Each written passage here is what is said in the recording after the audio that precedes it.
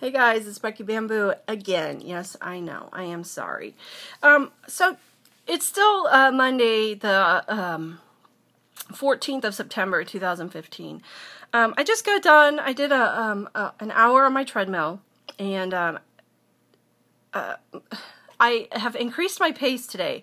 I've been gradually going up on my pace. When I first started back on my treadmill, when I was released by the doctor, she wanted me to start off really slowly, and I was walking at a 2.0. And you know what? A 2.0 felt pretty hard for a while. I'm not going to lie. That's how bad a shape I was in.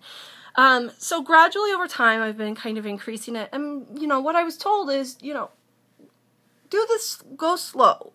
Feel things out, make changes, see how you feel. Don't do anything that hurts more than what you're already hurting.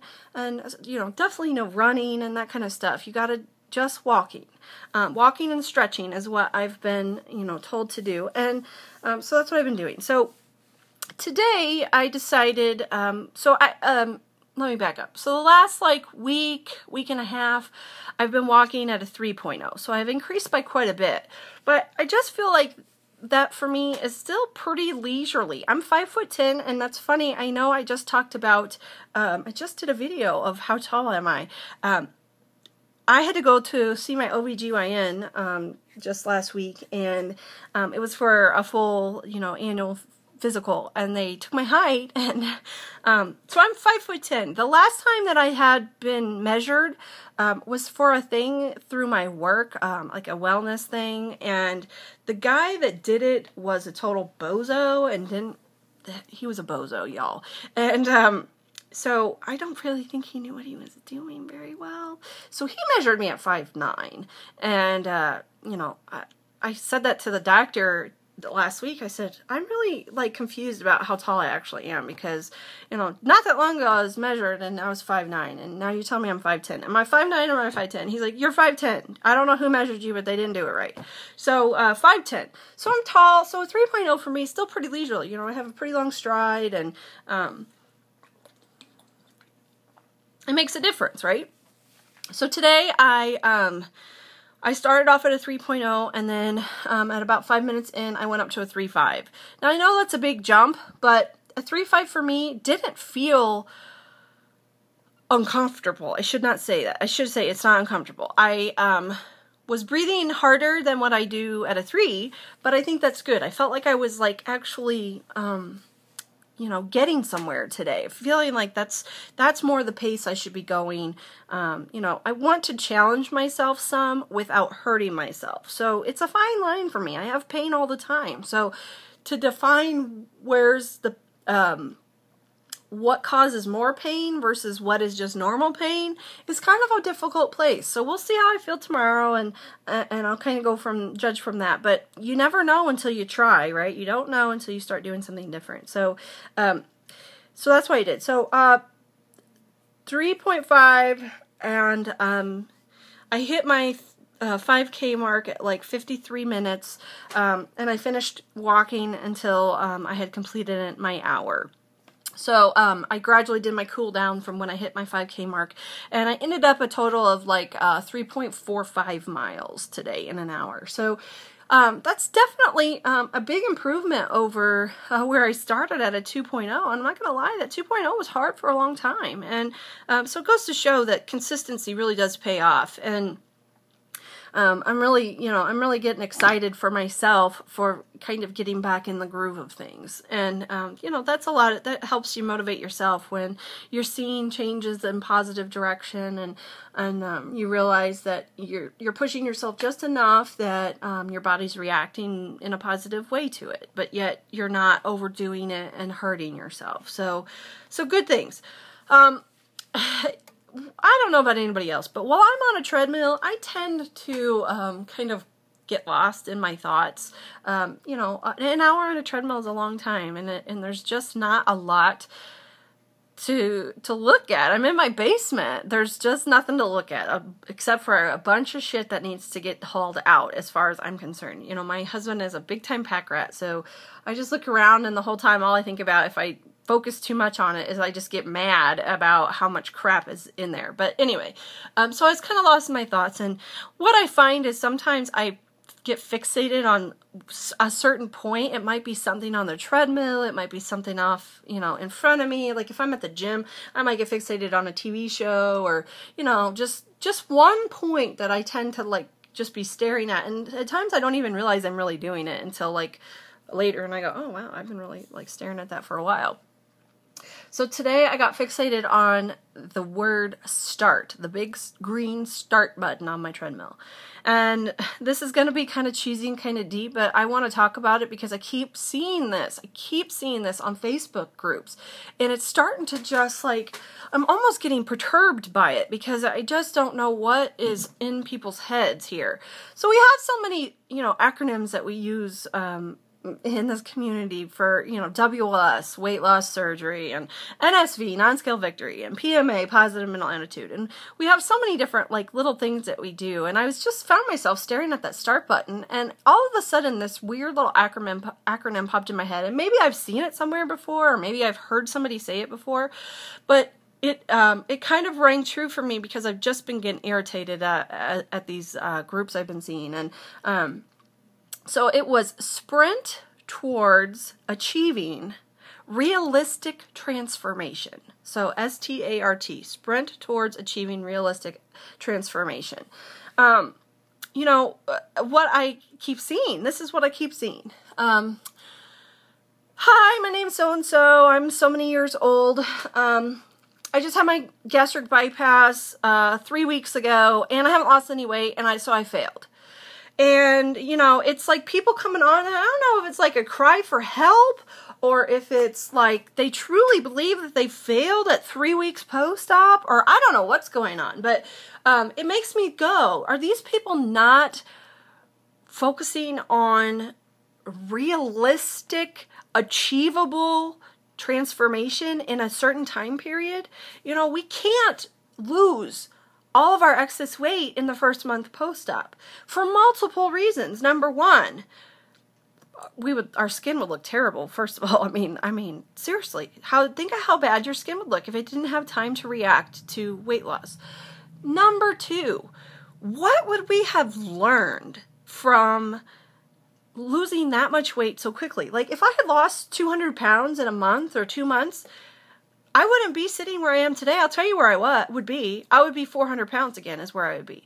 Because my first year was all about focus. I focused on what my surgeon was telling me to do, what I was told to how I was told to exercise, and how I was told to eat, how I was told to take my vitamins, how much water I was told to drink, how much protein I was told to get in. Those are the things that I was focused on. I wasn't focused on what the scale said.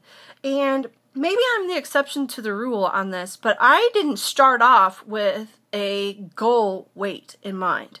I started off with, holy hell balls, I'm over 400 pounds, and I don't know what to expect this is going to really do for me. I hope I'm successful.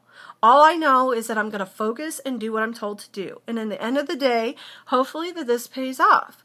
Over time, I started to realize and see the value in, the scale and how we need that tool for some kind of guideline of what we're doing. If you're not weighing regularly, how do you know what kind of progress you're making? And granted, progress is more about, how we feel, but we also need some kind of, consistent standard to go by. So I'm getting just absolutely so tired of reading these posts on my weight loss surgery groups, and I see it every single day. Every day, somebody's on there. I'm 3, 4, 5 weeks post-op. I haven't lost very much weight, or I haven't lost any weight, and I have failed. And I'm giving up, and I don't know why I did this, and I wish I could go get it reversed, and just crazy stuff. Crazy. We need to be realistic, folks. So push start on yourself. Every piece of cardio equipment I've ever been on in a gym has the start button on it. That's where we have to go. That's where we have to start. You have to move your body. You have to get your protein in. You have to drink. You have to take your vitamins. Focus on those things. Don't focus on the scale. The scale will fall in place if you're doing everything else the way you're supposed to be doing it. And you're not a failure. Nobody's ever a failure. The only thing that makes you a failure is if you quit. If you quit, you failed. That's it. I am 5 years post-op. I'm going to be honest. I quit for a while. Yep. I quit. I sure did. I had 2 babies and I quit. And it's taken me a while to realize, hey, you need to get your shit together. But the point is that I have, and I'm not quitting. I'm fighting back. I'm getting back to what I want, to what I need, and to, you know, my life, the life that I want, the life that I've worked my ass off to get to. It takes work. It takes work. 5 years post-out. It takes work the rest of our lives. I want you all to stop thinking that this is a magic fix, and in a month after surgery, you're going to feel fantastic. First of all, a month post-op, your body is still recovering from surgery, whether you want to admit it or not. All the stuff that's going on inside your body, it is still healing. So give yourself a break. Focus on eat right, move my body, take my vitamins, drink my water. That's it. The rest of it doesn't even matter. So sprint towards achieving realistic transformation. You're not going to be a supermodel overnight. Make it realistic. Yes, we can sprint towards that. We can, just engage ourselves in this process. It's a process. We can absorb all the knowledge we can find from the internet, from books, from real life people, from, go to a seminar again. I've done several seminars post-op. Go to support groups. There's all kinds of places you'll find information and things you didn't ever know about gastric bypass. I have heard several people recently tell me they did not know that you're not supposed to eat or you're not supposed to drink with your meals. Several people have told me they didn't even know that. You never know where you're going to find information from. So just don't quit on yourself. You're just brand new to this. Stick to it. And even if you're like me, you're a lot of years post-op, we still have to push start on our life. And we still can better ourselves. There's not a single one of us out here who can't push themselves to be better the day after the next, the day after next, the day after next. That is always my goal in life, is to be a better person tomorrow than what I was today. And I feel like that goes across the board. I want to be a better nurse tomorrow than I was today. I want to be a better mother tomorrow than I was today, a better wife, a better friend, a better sibling, a better daughter. I want to be a better person every single day. That's my mission in life. And saying I failed right off the bat. Well, yeah, you're going to fail right off the bat if you're not going to try. You got to try, and you got to throw the fucking scale out the window sometimes. Stop worrying about it. Take your measurements. Take photos. Every little thing will help you get through this, but don't give up. Hold fast. Hold steady. There's going to be weeks that are not perfect. There's going to be weeks where you gain. There's going to be weeks where you fall short. It's okay. We all do it. We all do it. Every single one of us in this group, in this community, across the world, we've all had weeks where we fall short. It's okay. Life will go on. It's not going to stop. And that doesn't make you a failure. It makes you human. It makes you a real person, and that's what people can relate to. So, start. Push start. Go down there. Go find yourself a treadmill. Find yourself an elliptical, a bike, whatever you got to do. Go push start on your life and get going. Stop focusing on the scale. It'll fall in place in time. I promise it will. Just focus on what you can do right, what you know how to do right, and learn how to do things better and better and better and better. And push yourself. It all works. Trust me, it works. I've done it. It works. Okay. I'm going to get off my soapbox now, but when I saw that, it inspired me. I had to do a video and talk about this because it's really something that is disturbing. It's disturbing to see how many people are giving up on themselves before they've even really put effort into this. We need to be better prepared on how to deal with post-op life, and clearly these people are not. So talk it out, find groups, do whatever you got to do. See ya!